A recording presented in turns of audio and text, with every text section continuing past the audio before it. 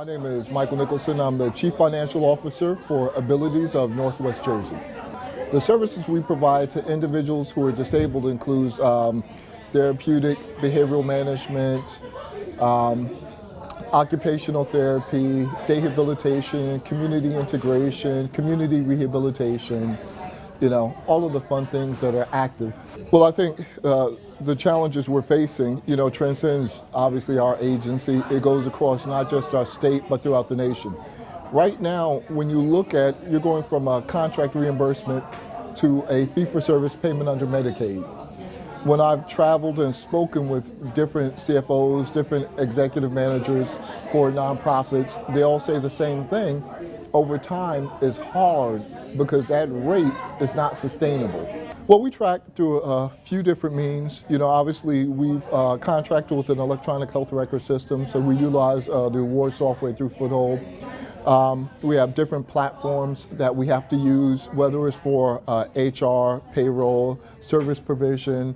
And so we have different platforms that we use, but then we also have that paper. And there's a story that comes to mind. I was working as a director for program services in Middlesex County. I received a call to come to the court, and while I go there, they say, listen, there's this individual, he needs your services. And so I was like, all right, I had the time, I was available, so I go in, meet with his mom, I do the intake, and then he leaves the courtroom and they take him right to a youth detention facility.